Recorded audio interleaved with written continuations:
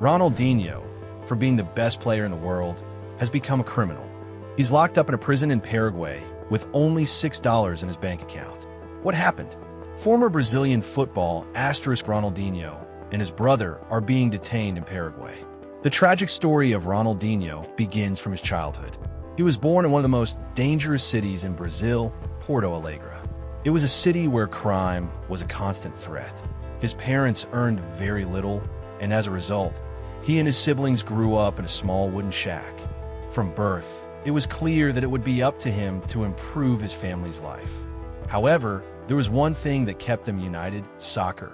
But they were so poor that they didn't afford to buy Ronaldinho proper soccer shoes. So his father lied to him, telling them that if he wanted to become a professional, he had to learn to play well without shoes in order to have better ball control. And perhaps his father was right, because Ronaldinho's older brother Roberto became the new soccer star of the favela at the age of 16. Ronaldinho, being 10 years younger, gave his best. He wanted to make his father proud, and Roberto also helped Ronaldinho. Two of them trained on the streets every day. Both had the same dream: to become professional players for their father. He knew they were something special, and after work, he spent his spare time training with his boys. And then it happened. Roberto was signed by Grêmio, the professional soccer team of the city. They made a life-changing deal for the family. It wasn't just a signing bonus. The club also provided the family with a house with a pool and a safe area. Roberto had helped his family escape poverty. But only a few months later, Ronaldinho's life would change forever. He was returning home for Roberto's 18th birthday and was looking forward to celebrating. But when he entered the house, he saw everyone crying instead of celebrating. His father had a heart attack, fell in the pool, and drowned his idol. The man who had done everything for him and his brother to pursue their soccer dream was no longer with them. Roberto became the man of the house, and now it was up to him to earn money to support the family. And even though Ronaldinho was only 8 years old, he trained even harder, hoping to get a contract soon and help the family. Pressure weighed heavily on Roberto, but things initially went well. He helped Grêmio win titles, and he caught the attention of the national team.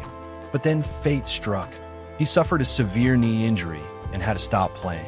For 8 months, it seemed like the focus was now on Ronaldinho, but he was ready. During his teenage years, he worked tirelessly on his soccer skills, and it paid off. Word spread about a soccer genius after his team won 23-0 against another team, and Ronaldinho scored all 23 goals in 1998. The moment finally arrived. Grêmio signed it. He was officially a professional soccer player, and Roberto became his manager. What they had fought for their whole lives seemed to be coming true. But it was also tough for Ronaldinho because he knew that no matter how much success he achieved, his father would never be able to be at the stadium cheering for him. After 3 successful years at Grêmio and winning the Confederation Cup with Brazil, many clubs had their eyes on Ronaldinho, and in 2001 he moved to PSG for $5 million. All of this happened before the Qatari takeover. He had to prove his worth first and often started games from the bench, but he always played exceptionally well and soon secured a spot. In the starting 11, he became the player of PSG. However, the PSG executives noticed a problem. Ronaldinho had become a major issue. He'd made it. He was a millionaire, a professional soccer player, and training was no longer his priority. Partying was almost every night. He partied in the clubs of Paris and often showed up for training only on Fridays and for games on Saturdays. Despite this, his performance on the field remained outstanding. In 2003, PSG knew they had to sell him, and all the big clubs wanted him. He chose Barcelona, a club that was struggling to keep up with Real Madrid at the time, but he took the club to a whole new level. His skills were incredible, his dribbling was out of this world, and his smile was infectious. He won the FIFA Player of the Year award twice, the Ballon d'Or and the Champions League. He also appeared in a Nike commercial, which was the first video on YouTube to surpass 1 million views. But all of this couldn't bring his father back, and after 3 years, concerns started to arise at Barcelona as well. Because Ronaldinho had won it all and his attention had returned to partying.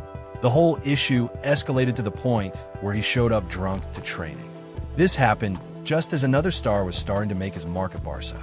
The young Leo Messi and Ronaldinho took care of the shy boy and showed him the way. He helped Messi feel at home with the team and taught him how to handle the pressure. However, Barca Salonit didn't want Ronaldinho's bad behavior to influence Messi, and it also seemed like Ronaldinho wanted a change in scenery. So in 2008, he decided to move to Italy. He joined Milan, the club that wanted to give him a chance at redemption, and he started well, but then fell back into old habit. He became a regular guest of the Italian nightlife. Milan sold him after a few years, and Ronaldinho moved from one club to another.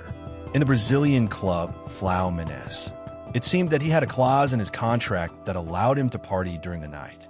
In 2015, the time came. Soccer legend Ronaldinho distanced himself from the sport he loved, but even then his decision-making didn't improve.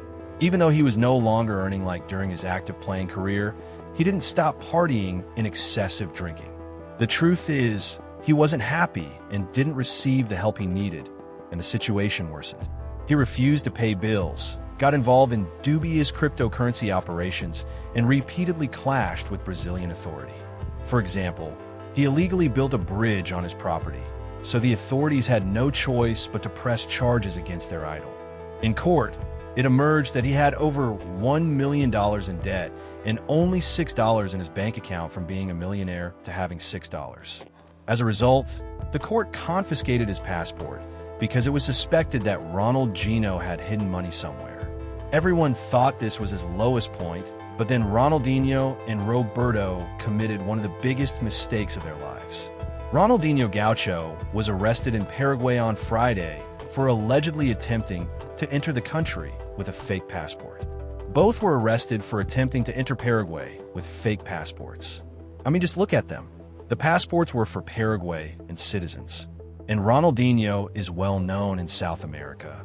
So the officials knew he should have a Brazilian passport, and this one couldn't be real.